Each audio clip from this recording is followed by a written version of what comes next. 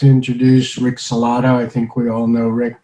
He has a very long and distinguished career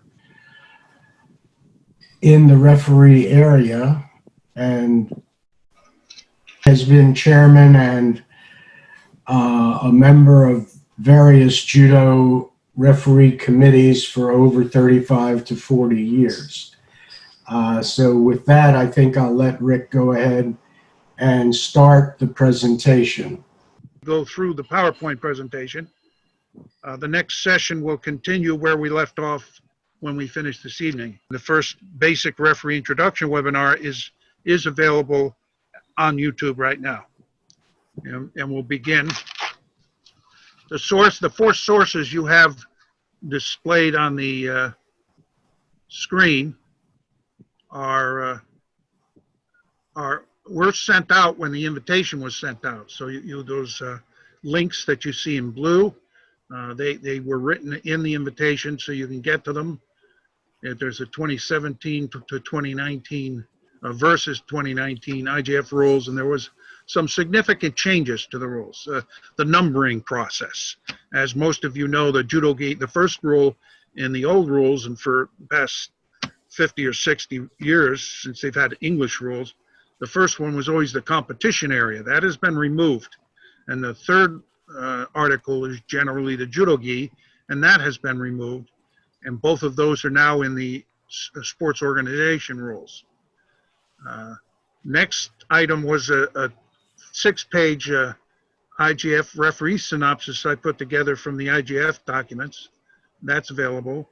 The third link is to the player that will show all the IGF 2020 IGF videos, and it has slow motion and step-by-step forward and backward, and it'll go through all 140 of the examples, and at the end of each clip, it'll give you the answer as to what the IGF believes it should be. But this is the last session. The IGF SOR rules, most of you, if you're really serious about refereeing, you have a copy of this. The last one was the 2019 October 8th. However, there is a document out. It isn't completed, but it's like a 3 or 4 page document that shows some of the changes that they're going to incorporate in the 2020 version of the SOR. The basic referee manual is a good resource for new referees and even established referees. And the latest interpretation of the IGF refereeing rules is the video, and most of you have probably seen this, is the January Doha Qatar.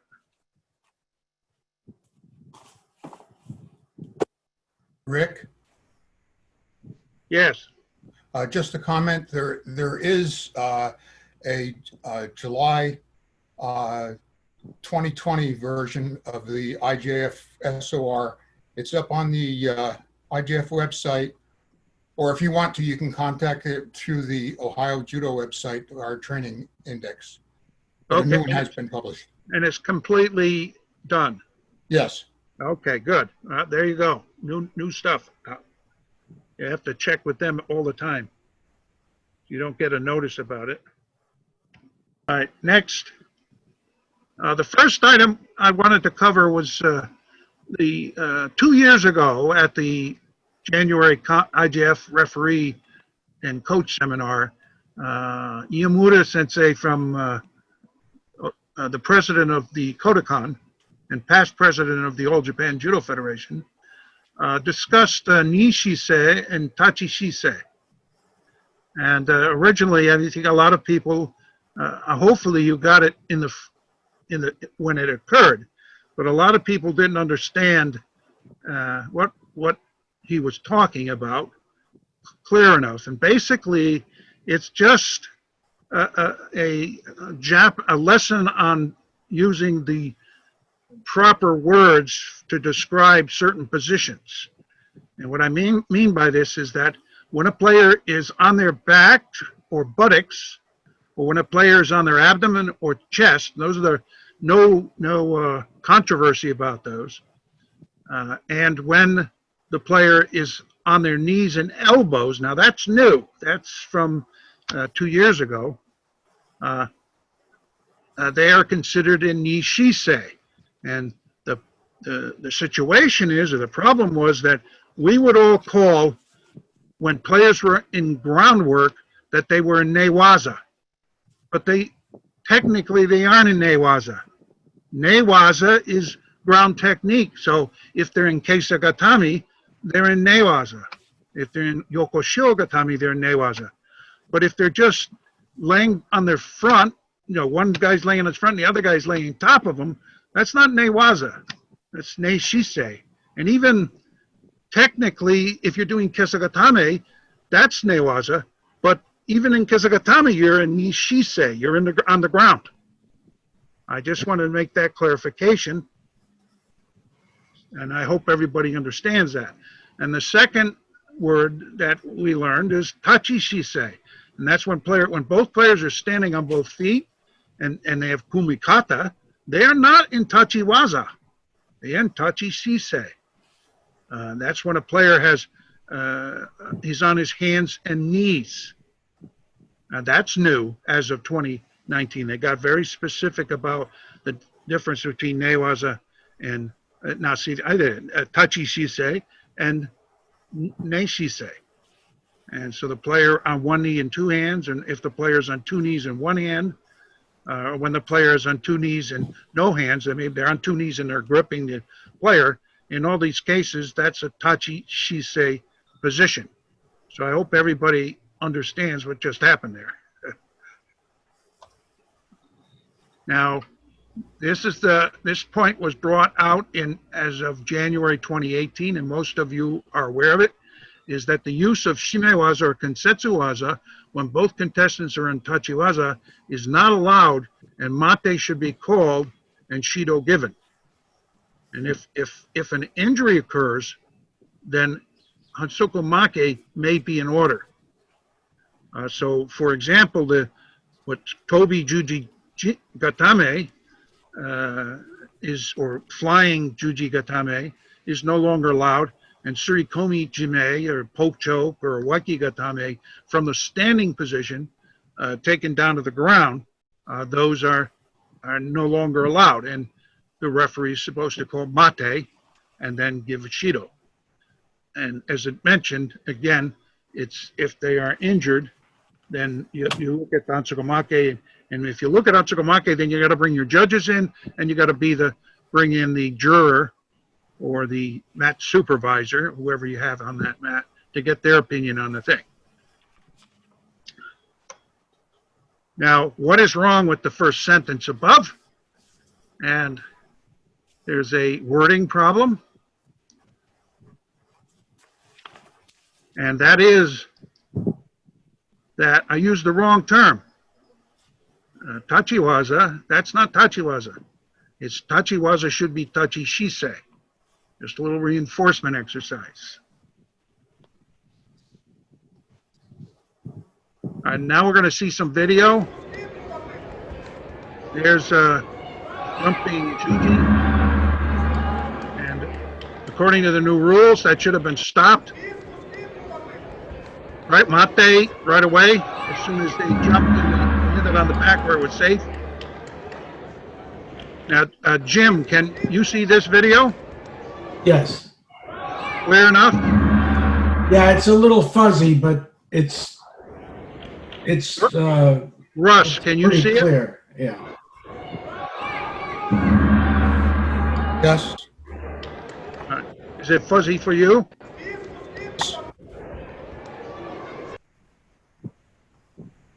All right, here's another Tobi Juji.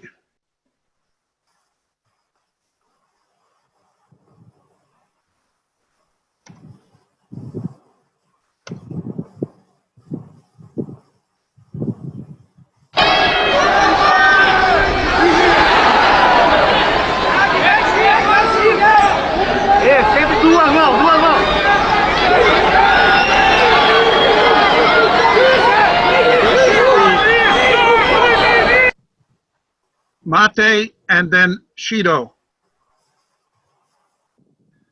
In this case, the question is, the Russian player, the white player, does come up and rubs his elbow, but he doesn't look hurt enough to go to Hansogomake. Now, that's a judgment call.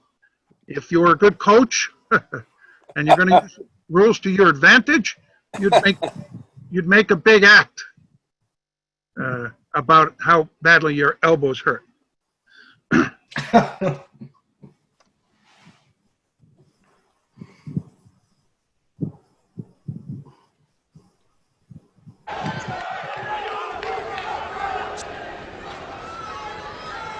And this is another issue, you know, this is one that they actually showed in Doha. And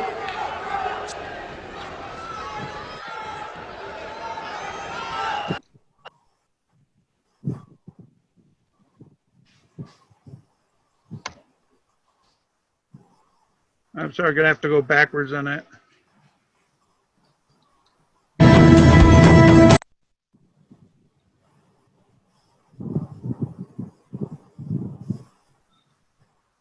If someone does a tomoe nage and goes in for tomoe nage to do a jujigatami, immediately they're saying that's mate and give the penalty of shido. And this next one, these next few are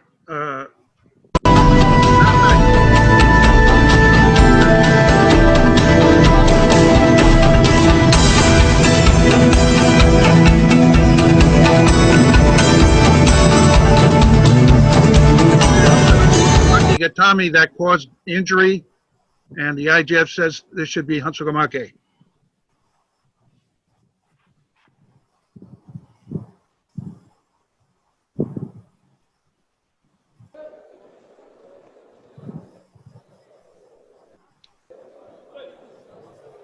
And this should be mate right away. As soon as she there, that's mate. And then, of course, you get them up and you give blue the shido.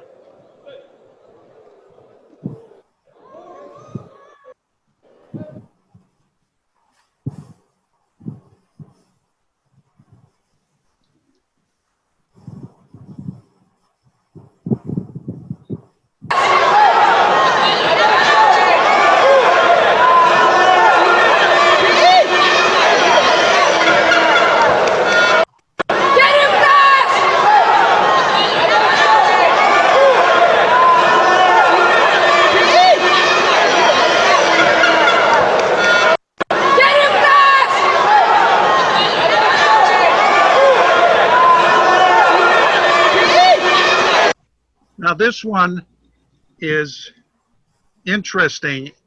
When it was originally shown, they said Hansogomake.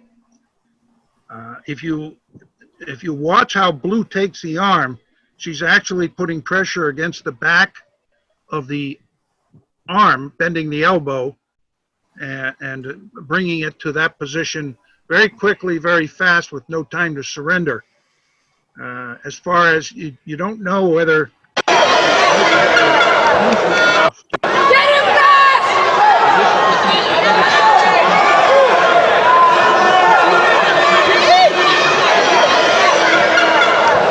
Right. Get him back!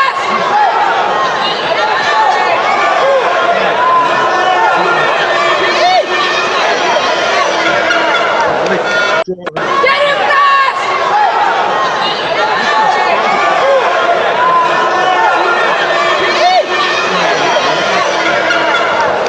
Yes. Get him back!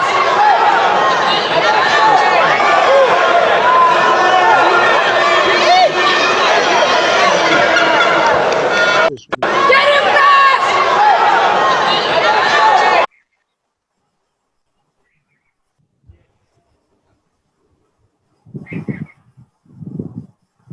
Rick, I couldn't hear anything you said over the audio of the fight on that last one. You couldn't hear me? No, I heard like the coaches yelling, "Get them faster," something like that, and I saw your lips move, and that's it. All right, I was just saying that on the previous one, the the IJF says it was Hansogamake. However, if you were to, I don't know if white, how severe it was, to, whether Hansogamake should be given this. Therefore, I believe you should conference your judges in and conference the supervisor or chief referee at the event in so that you can come to your own conclusion. In this case, and again, Mate, the player did the fake Tomoinage to go into Juji. It must be Mate right there. And see, this was allowed to go, and he bent the arm and hurt it. So that's not good. If you put the Mate in early enough, that wouldn't have happened, hopefully. Okay. I just want to be sure, is the video coming in clear now? Anybody? Well, it's legible, white Rick, screen. but There's no video at the moment. It's just a white screen. Oh, no, yeah, I went to a white screen because if I hit anything else, the slideshow advances. Rick, if you can mute the sound on the slideshow, Yeah, that's, will not overcome your talk, your presentation. all right, this is, I think so. I don't know what the solution is. Sorry. all right, in this case, if everybody, white player is doing a technique called ude gaeshi. Some people call it ude gaeshi nagi. And if you are aware of this technique, it is actually, it's not a throw. It never has been a throw. Because you're using an arm lock to make the throw, it can't score. So it's more considered a hikomi gaeshi. It's a takedown or a drag down technique, and it should never have scored. And now to use such a technique from the standing or standing position or tachi shisei, and then to do a arm lock type technique that mate should be called here, definitely a score is not right. You should not be giving that a score.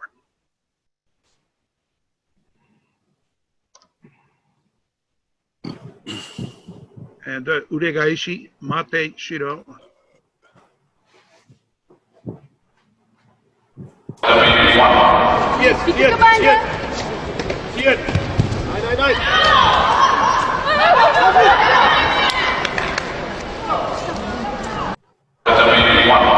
Yes, yes, yes. Yes.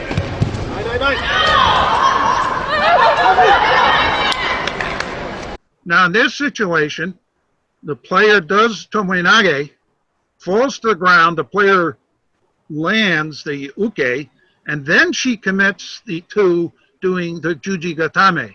In this case, the IJF says this should be allowed to continue because it isn't done in all one movement. It's like they look at this as two separate actions. Watch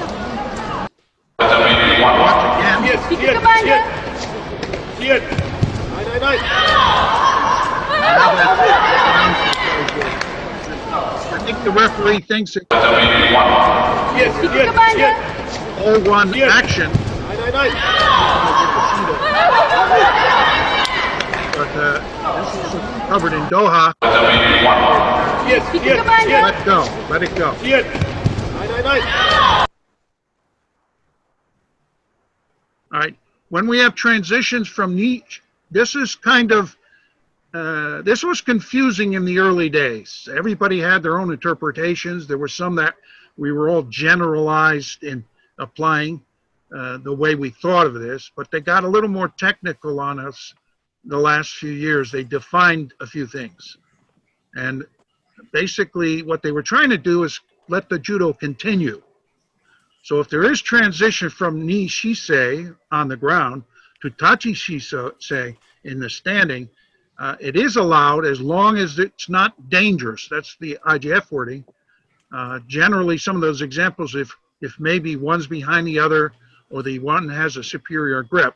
Let me explain, though, these are not always the cases because what the word dangerous can be interpreted a lot of different ways. And some of the examples they give, the IJF, is you have to see them and understand what they're trying to get across. What I think is dangerous and what they think is dangerous are two separate things. And their dangerous is not as dangerous as my dangerous is.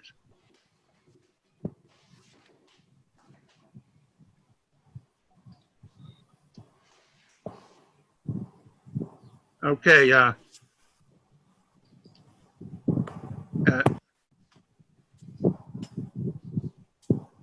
So if a standing player can then throw the contestant still on the ground, one or both knees for scoring purposes, that's new as of January 2018. They were allowed to do that anyways. I'll tell you, historically, like 30 years ago, if a player was on both knees and you did uchimata on them, they didn't score that. You had to be at least one knee up. And then now it doesn't matter whether you're on both knees or one knee. If you go in for uchimata or isaguruma, or you do a sotogari, and you throw whatever, you give whatever score that Tori deserves. And if the leg is grabbed after a ne shisei to tachi shisei transition occurs, then mate should be called and shido be given. In most cases, if they're on the ground and, like one player's on their knees and the other player's standing, and the kneeling player grabs the legs or blocks the legs, that's a penalty because they're both considered in tachi shisei. So if the leg is grabbed after the player gets up, then mate should be called, and mate should be called and shido given in that case. The third thing is if one were to grab the leg when both are in ni shisei and the other stands, then mate is called and no penalty is given. Sorry for the confusion there. So if they transitioned up and they grab the leg, like the guy on his knees grabs the leg or blocks the leg, preventing the other player from doing a throw on him, then it's mate and penalty, shido. However, if they're both in nei shisei, and one of them gets up from nei shisei up quickly, or they both get up and someone grabs the leg, then they consider that if the leg is grabbed when they are in nei shisei and then the other player gets up, then mate should be called. Does everybody understand what I just said there? If they're both in neiwaza and one grabs the leg and then the other player decides to start standing up, then it's not a penalty because the leg was grabbed when they were in ni shisei and not in tachi shisei. All right. These are some of the points the IGF wants to stress this last 2 years is if it is not extremely clear who should receive the score or penalty in the spirit of fair play, it's better not to make any decisions and to give the contestant, allow the contest to continue. That's very important. Sometimes where some referees they feel like they've got to call something, and there are some times where the best response is not to call anything. If you're not clear, extremely clear, then please let the action continue. All right. And this seems very clear to all of us. I hope that the power, especially since there's referees on the mat by themselves now in most instances, in most of the country, there still are some areas in the country where they have the judges on the mat. However, I think we all know at the IGF and the PJC and at the national level and in most states that we do follow the one referee on the mat policy and have the two judges at the table. And in this case, they're to give the power to the central referee on the tatami to do their job and for the supervisors and referee commission to intervene only when there's a major mistake. That's kind of changed somewhat. Seems the IGF commission is jumping in wherever they feel any mistake is made in most instances. And at the national level, Russ, if you want to add anything to this, at the national level, what's going on? Yeah, I think at the national level, we're still a number of things are different. Internationally now, the judges don't get to see the care system at all. In the U.S., we do see the care system, so the judges are still interacting directly with the referee. Internationally, they end up going through the mat supervisor, who is not necessarily a referee. Okay. I think if most of you, if you're not following, basically at the IGF level now, they have several layers. They have, the judges are actually, they cannot directly speak to the referee unless given permission. They have to go through this mat supervisor. And the supervisor is generally a past Olympic champion or world champion who has received special training. And they're the ones that get to make all the major decisions. They can call a referee and tell them to change the call all by themselves. So be aware of that. At the U.S., we don't have the manpower or the woman power or just referee power where we have people willing to do that. So we do rely on the three officials, the referee on the mat, and the two table referees or table judges. And plus we always have, especially at national events, we have two, maybe even three IGFA referees who are supervise that mat, or we used to call them jury, and they can put their 2 cents in.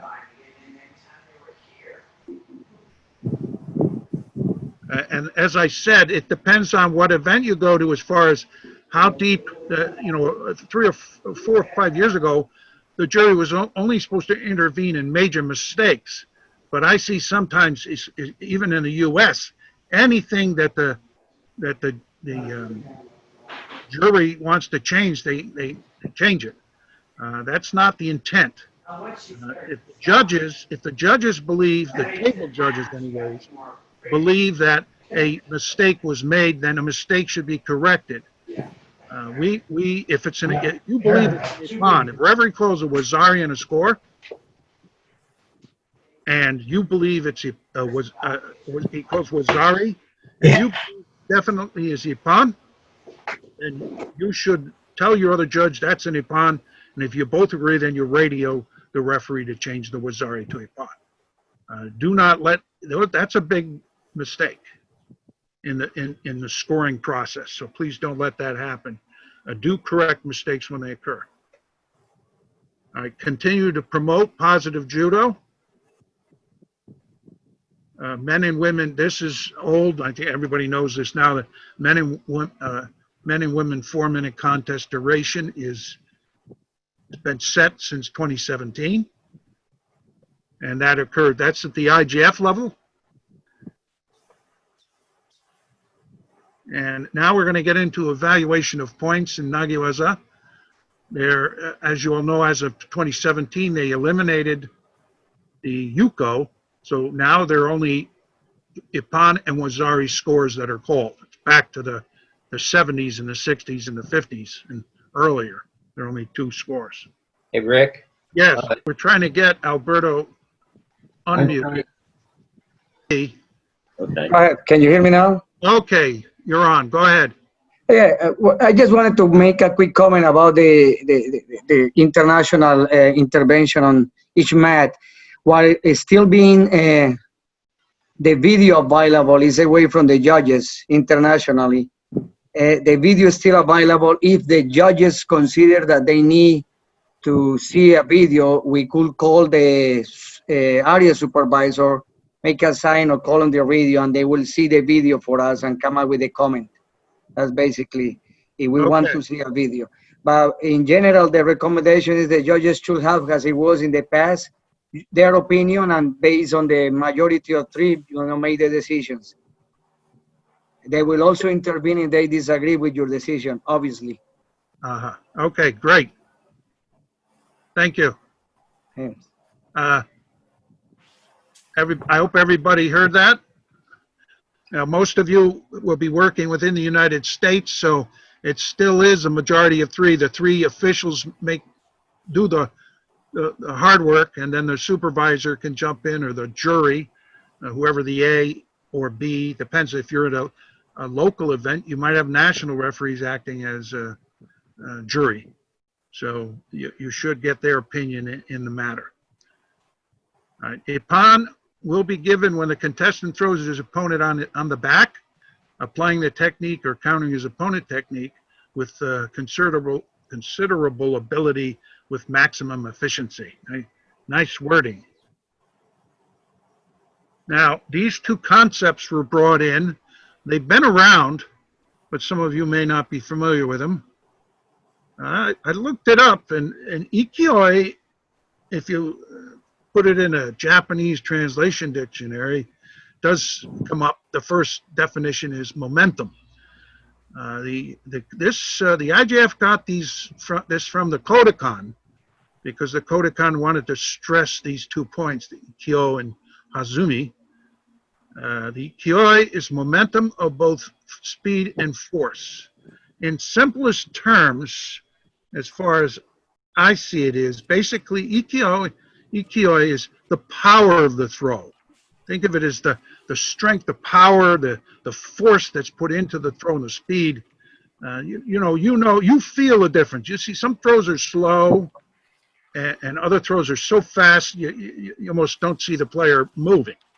I mean, it's just unbelievable, and you always feel better seeing that kind of action. The second part is the hazumi. This is skillfulness. This also, if you put it in a Japanese translation dictionary, hazumi also, the first definition comes up as momentum. However, the Kodokan specified skillfulness with impetus, sharpness, and rhythm. And let's say I would equate that to the aesthetic of the throw, the prettiness of the throw, the beauty of the throw. Someone who you feel it, you know it, the player goes in so skillfully, so smooth, so fast, and it's almost like all the parts of the throws occur at once. It's just wham, and it's over in a half a second, the whole thing. That is a true view of hazumi and ikioi. So keep that in mind when you're watching the judo throws of these two principles.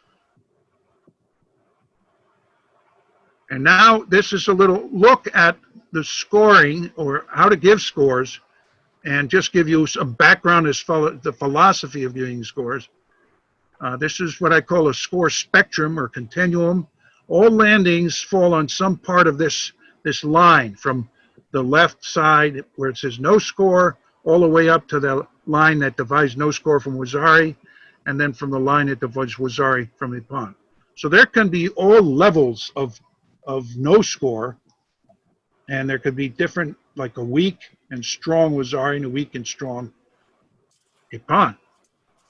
At that post there, it marked as transition point. That's when no scores enter and become wazari. And for new people, that is not just a straight line. It could be wider. It could be 2 or 3 inches wide, and that's because figuring out the difference between no score and wazari for newer people takes a bit of time. And as you get better, your let's say your program and interpreting these things gets smaller and faster and more subconscious, so it turns into just a straight line, so the transitions quickly. However, most of you have seen, you go to some clinics, and even at the IGF level, and they'll say, oh, that could be, if you call no score or wazari, it could be, both could be right, because it's right on the line. It's not like it's absolutely this or absolutely that. And it may sound confusing, but it is the actual truth and the reality of it. The second transition point is when wazari turns into ippon.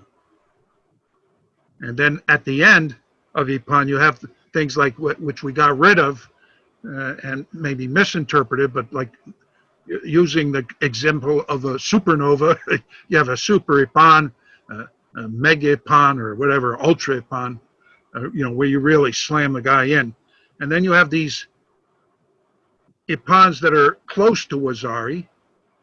And, it's just right on that transition point, a little to the left of the transition point. So it's a weak Ipan. And Wazari can have an entire score range as indicated there. Good. Then the Ipan has its score range. And as I mentioned, you can have a weak to strong Wazari or weak or strong Ipan. That doesn't matter in the grand scheme of things. Ipan is Ipan, and Wazari is Wazari. But just be aware there are different strengths. And you all feel that, you know that to be true. There's some Wazaris that they're so weak, and then there are Ipans that are so weak, and then there are Wazaris that are just very strong, but they don't have the new criteria for Ipan. And as we mentioned, or if we haven't, that the Kinsa, which we used to use in Hante, and we still do now in some tournaments you go to, are still using Hante, or brought it back for 12 and under juniors, and for some of the veterans divisions, because to let those players play longer than 4 or 5 minutes could be dangerous. They will get tired, they'll get sloppy, and an injury can occur. So that's why they brought back the Hante, for safety reasons. And also that includes in the no score the old Coca, which we got rid of in 2009. And that's landings to the buttocks. So, and I think we all know that Wazari now also includes those scores which were considered Yuko. So if the guy lands on their side, right directly on their side, then that's considered, where it used to be Yuko, it is now considered Wazari, and has been for the last several years. And now the basic criteria for Ipan, there are 4 elements or criteria or functions. First is skillfully control the player until the end of the landing. Well, we'll see a little later on, not this session, but in future sessions, sometimes that's not quite true. It is absolutely true in kaishiwas and countering techniques. But sometimes if someone does a foot sweep on someone, and they could have no hands on them and still get a full point for it. And that's something we'll discuss when we get to it several sessions from now. The second element that's very important is on the back, that the uke lands on their back. Now, what part of the back? That's a big discussion. And then, of course, the third element or criteria is force, and the fourth is speed. And then, we originally, when they started getting hard on this Ipan, which is actually started about 2014, they wanted the Ipan to be more substantial and harder to get. So if you had to throw a guy directly onto a major part of their back, but they eased up on that, and a few years back they added the rolling, the rolling action across, as the arrows indicate, or the lines and arrows indicate, this across the back this way or that way, or straight from the belt to the back. Oops, see, I touched it and moved forward. Hey, Rick. Yes. A question from Jake, and it's long. Perhaps I unmuted him. I believe he can talk, and it should ask you directly. All right, go ahead. Oh, on a couple of slides back when you had the spectrum. Yes. Your previous spectrum from a long time ago used to range from Ippon for white all the way to Ippon for blue, with no score in the middle. Now that may be more advanced than you wanted to get into now, but sometimes obviously we get into the situation where one judge thinks that the score was for blue, one thinks it was for white, and maybe the center referee, has an agreeing opinion, or thinks it was a sosatsu. So I don't know if you want to address that now or hold off on that for later. If you could hold off on that, that's a kind of a little more complicated situation. And if you can remember that, Jake, if you're with us when we get near some of those situations, that's when we had judges on the mat. That ended up being very confusing situation, because someone would call Wazzari and then wouldn't indicate who. And then so the other judge agreed, but he wanted to give the Wazzari to the other guy, but he didn't know. And it creates problems. With the judges sitting at the table now, they can converse and kind of straighten that thing out before it gets messy. But there are cases, I used to call that asymmetric scoring, where, you know, one judge is off giving a score to one guy and the other score, and then gives it to the other guy, and then maybe the third judge decides to sosatsu, or, you know, where he doesn't believe either player was in control at impact. That's something now that's much easier to handle with the two judges sitting next to each other. So Jake, did that sort of answer your question? Oh, yeah, it's fine for now. My point was just that on the spectrum graph, I was used to seeing that extend in the opposite direction, you know, with Wazzari and Ippon also for the other player. And I was wondering if there was a change in the way of viewing that. No. The G on this is amplification of evaluation of Ippon more value. That's what I said. It started in 2014. And we move on to, this is not IJF, this is my interpretation. For new people, it makes things a lot clearer. The green area is what I call the Ippon panel or zone. If a player lands on any part of that green area, doesn't have to land on the whole thing, any part of it, and all the other criteria are met, the Tory is in control, and there's force and speed, and they land in that green area directly into that area, or if it's a roll, then it starts in the yellow area, the Wazzari area, and continuously rolls without any break. It must be continuous. Then the score should be Ippon. That's the score that should be given. The yellow area is the Wazzari panel or zone. And as you notice here, that below the green area here to the belt, there's a good chunk of space. The IGF believes that impacts to that area should not score Ippon. That should be Wazzari if it's a direct impact. However, if they land here, you know, they land on that, they land here and they catch a little bit of green, then that can be Ippon. So we're splitting hairs here, but just be aware if they land on the red, the buttocks below the belt, and a little bit of the small of the back, and none of the green hits, then they want you to call that a Wazzari. And any impact to the tops of the shoulders, just the tops of the shoulders, as I said, if a guy could impact to the top of the shoulder, and oops.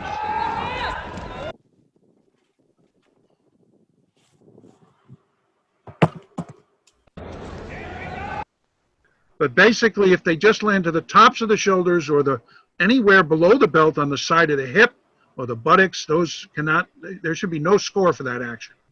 But again, if the yellow hits directly or indirectly, if there's a rolling action from a no score like a buttocks landing, and then the player rolls through, then you're looking at Wazzari, and if they roll through to the green, it could be Ippon, as long as there's no break in the action. That's very, very important. It must be a smooth, even transition. And let's watch some examples. Now,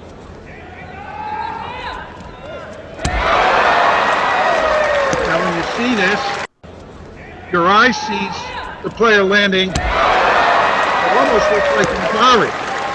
But if you slow it down,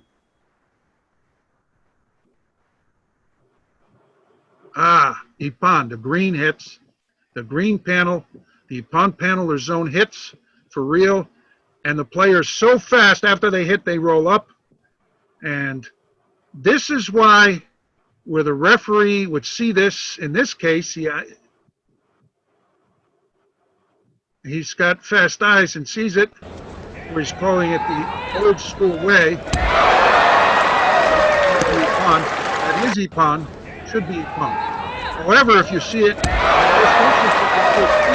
a lot of referees, if you're following the way the IGF wants to call this, they might only call it Wazari. That's why the care system is so important, because the care can see that back impact, and the judges in the US anyways who are watching the care can change it so that the correct call is given in this case. So be aware there are throws that are so fast that the eyes of the referees may not be fast enough to see what actually happened, what hit the ground. And it's a fast landing, faster than most eyes can see. Let's look at another example.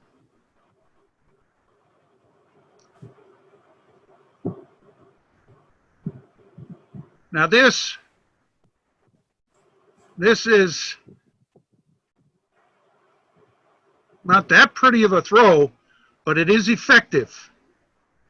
And in actuality, where there may be a hitch in the kake and the nage part, the impact is even. It is to the yuko panel, the shoulder and the yuko panel, and she rolls it right through to the green. So this is ippon.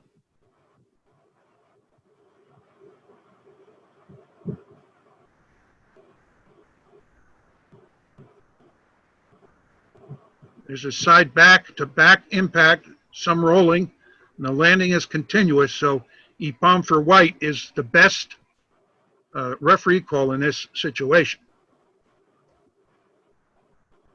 Now, evaluation of the points, Wazari will be given when the 4 criteria, ippon criteria, are not fully achieved.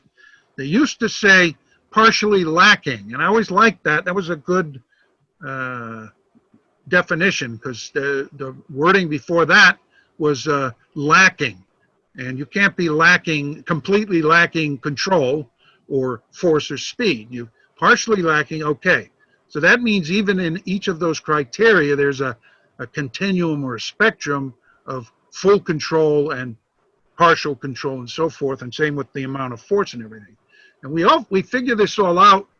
No one defines this. You learn it by watching and learning slowly, and your brain is able to figure it out from example after example after example, and listening to your seniors tell you, yeah, that's Wazari, that's ippon, and you develop that model, a diagram or paradigm of what a Wazari is, what an ippon is in your mind. And you almost make, like, if you know computer lingo, you make a macro. You can't figure out, you can't say to yourself, oh, was there control? Was there largely on the back? Was there force or speed? And then go into what point on the continuum does each of those fall? You can't do that. It'd take a half an hour to consciously think of that. But because you develop in your brain these paradigms or models of what the ippon should be, so in your subconscious mind, so when a player hits, your brain already knows, that's a Wazari, that's a ippon. Now, the only time you hesitate is when it's at those transition points. Then your mind like skips out of subconscious and goes to you start thinking, well, which way should I go? And then you take into account, there's the speed there, was this there, was that there, and you make your decision. And hopefully when you call, the judges don't call you up and say, hello, change it. You don't need that, but that can happen. One other part here, and Alberto put a comment in chat, and perhaps letting Alberto talk about referee position and developing a paradigm for that might be useful here. All right, go ahead. Alberto? I don't want to take the word. It's just that the 2 samples that you put were very good videos, Rick. Very good job with that. The referee position in both of the samples was perfect. Okay. Very important to have the best view and the best scoring possible. All Just right. wanted to make that note. Thank you. Excellent. Thank you very much. All right, we have the value of Wazari includes those given by Yuko. We've mentioned that. And then 2 Wazaris are equivalent to 1 ippon. This is strange because Wazari Wasete ippon has existed for, way back when, in the 40s and the 30s and the 50s and 60s and 70s. Only 1 year did they get rid of Wasari Awasete Ipan and they made what? How many Wasaris made Ipan? 4, 2? I can't even remember it.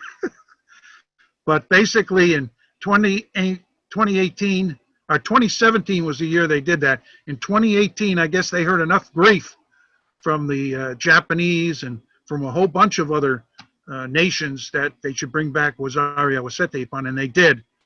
So in 2018, they brought back the Wasari Awasete Ipan.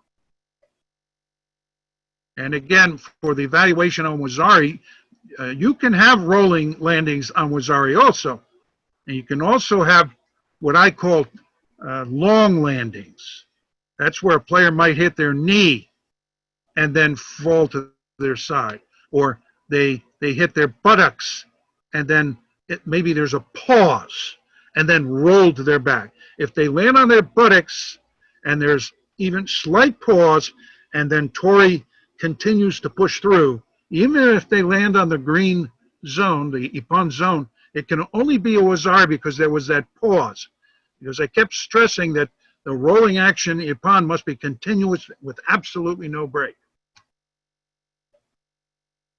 And this is a side view of this player, the blue player, doing like a Harai Maki Komi, let's say. And if she lands the player just on the yellow, then it's Wasari. If she's able to turn the white player even a little more, then they can get the Ipan. And as I said, these score criteria variables that in each of them control on the backspeed and force, they have that whole spectrum again where they can be certain percentages. Now, where those percentages are, that's a long way off for anybody to do a little research on. This is maybe too much for IGF, their heads would explode, anybody. We're still in the stage of, figure it out, you do it in your head and use the Zen, Judo type of response. So just be aware of that there are each of these functions or criteria, there's strong control and weak control, and a lot on the back, a little on the back, and so forth. All right, let's look at some throws now. I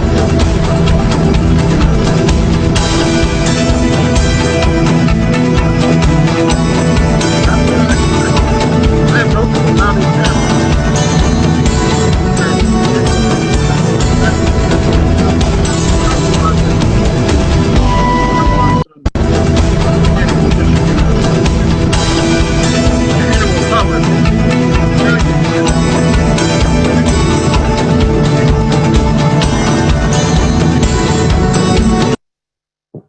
Hey, Rick. Yes. Rick, the music overrode whatever you were saying. Okay.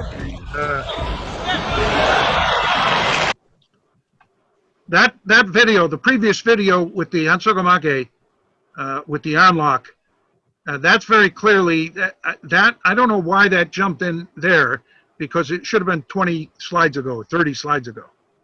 I have no clue how that happened. Since it was there, we showed it. I hope everybody saw that that is the case for Hansogamake, because the Tori held the way he went in, he instantly put pressure on that arm, and the white player you could see by the grimace on his face that it was very severe. And so generally in that case, the IGF says in that case, it is Hansogamake for that particular situation. Now let's watch. This is the slide that should have gone through.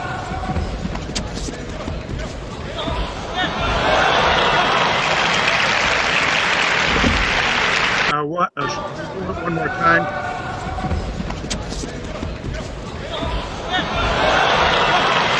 Now, for me, it's very clear that that's a Wasari. Very clear, Wasari. It can only be Wasari, because only the yellow part, if you visualize the colors on the back of the gi, no part of the green zone or the Ipan zone hit. It was all the yellow zone or the yellow panel. So that is a good Wasari. That's all it can be. That's the rule as of the last few years. Let me tell you though, that 10 years ago and 20 years ago and 30 years ago, that could have been an ippon and probably would have been called an ippon. But because the IGF wanted to make the ippon a little harder, in this case, and according to their definitions, that is clearly a wazari, because let's watch it one more time.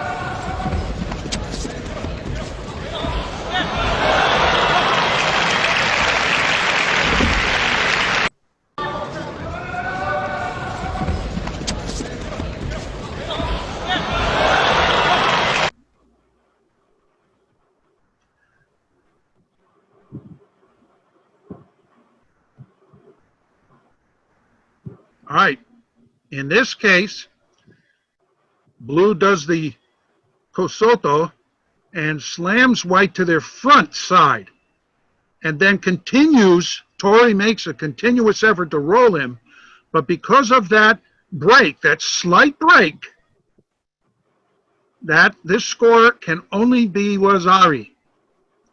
There's a break, and even though it rolls over the green zone, it definitely rolls through yellow and then green and over to the other yellow. The wazari is the score to be given. And if you actually watch very carefully, something that I'm happy to see is that the IGF is starting to notice something. And coaches, you have to be very, for the coaches of you there, is white actually helps blue make the score. He could have made it look harder, because notice how white's trying to escape away. So he's adding to blue's action. That's just bad timing on white's part. But in any event, in every case, as I understand it, in this case, that's wazari. And the IGF said in Doha in January of this year that that should be wazari. And this is what I call a long landing. In this case, it's a 2-point landing, like using old-timey airplane landing kind of terminology. Sometimes you can have 3-point landings. You know, the hand can go out, an elbow can go out, a knee can go, a butt can go, and then as long as it's continuous to the yellow part, then you can call it a wazari. Wazari blue.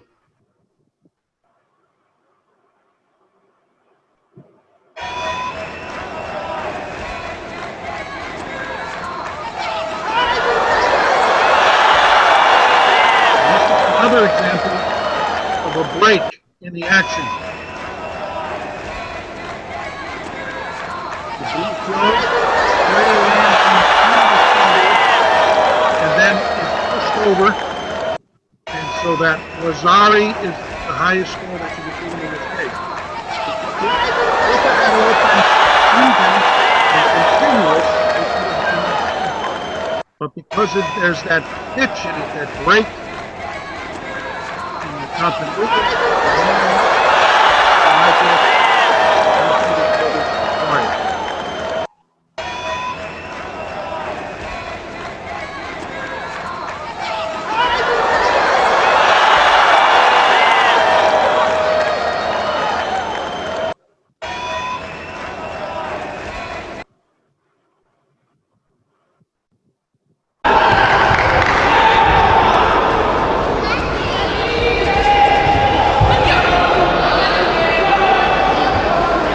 a very good example to show you how there's controversy about this, maybe not at the IGF level, but at every other level. A lot of people believe that Yuko landing shouldn't be wazari, but that's neither here nor there, because if we're going to do judo, IGF sets what the rules are, and if we're going to do judo, we have to follow those rules. The IGF says this is wazari, even though if you're old school like me, it's almost the majority of that throw landed on the front. But what the IGF is looking for, this should continue to play, and it's not. So we're going to be stuck here for a few minutes.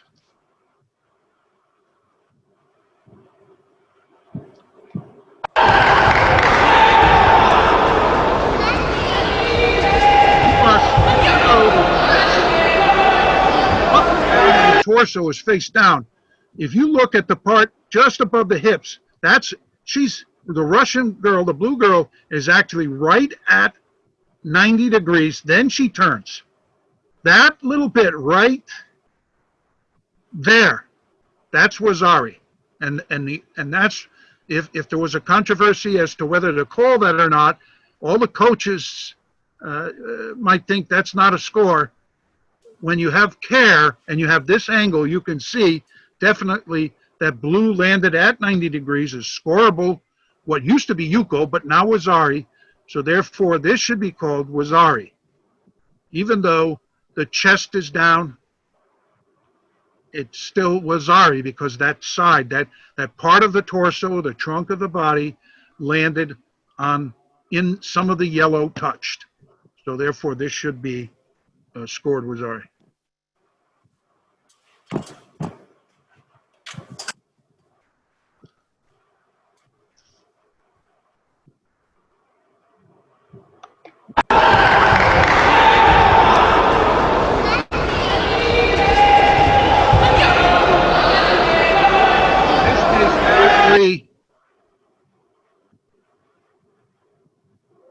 He's not in the best angle to see because the blue Tori and Uke blocked the landing.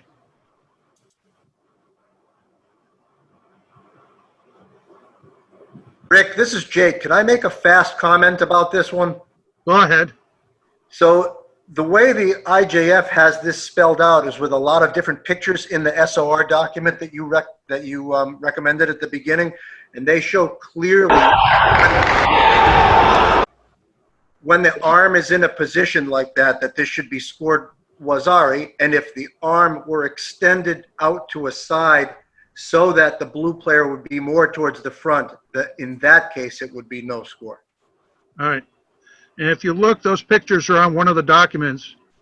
They're in the actual refereeing rules now, and they're also in the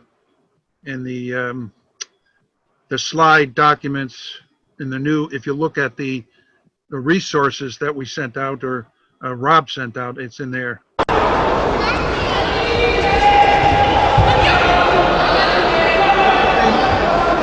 Referee, I'll just repeat it once. This is a little tidbit to the higher level guys. No one should know your thinking when you're a referee.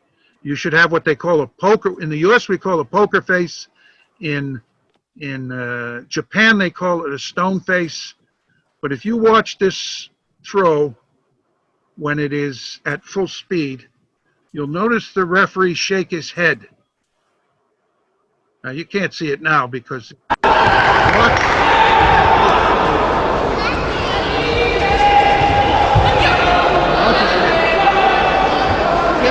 No, you shouldn't do that. We shouldn't see any of those idiosyncratic behaviors from a world level referee.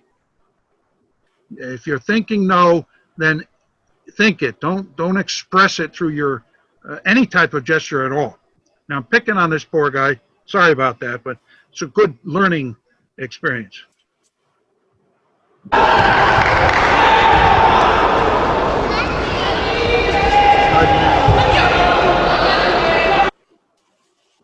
All right. Okay.